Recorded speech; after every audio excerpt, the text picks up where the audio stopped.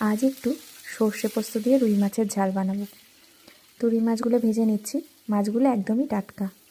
মাছগুলো ভেজে তুলে নেব।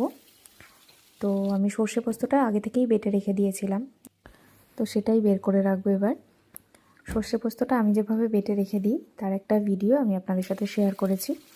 তো সর্ষে পোস্ত আর লাল পাকা যে কাঁচা লঙ্কাটা, সেই লঙ্কা একসাথে বেটে তারপর একটু সর্ষের তেল আর নুন একসাথে মিশিয়ে আমি ফ্রিজে এয়ারটাইট কন্টেনারে রেখে দিই। তো সেটাই বের করে নিলাম। আর এদিকে আমি আরেকটা কড়াইতে গোটা জিরে আর শুকনো লঙ্কা ফোড়ন দিয়ে নিচ্ছি। তার সঙ্গে একটু রাঁধুনিও ফোড়ন দিয়ে নিচ্ছি। তো রাঁধুনির টেস্টটা এই ঝালে খুবই ভালো লাগে, ওই জন্য একটু রাঁধুনি দিয়ে দিলাম। তো সর্ষে পোস্ত বাটাও দিয়ে দিলাম বেশ কিছুটা।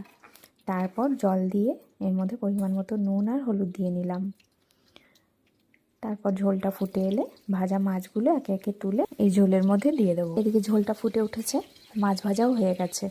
তো মাছগুলো তুলে আমি ঝোলের মধ্যে দিয়ে দিলাম। এবার 10 মিনিট মতো হালকা আঁচে ফুটিয়ে নেব, তারপর নামিয়ে নেব। তো আজকের রেসিপিটা আপনাদের কেমন লাগলো অবশ্যই কমেন্ট করে জানাবেন।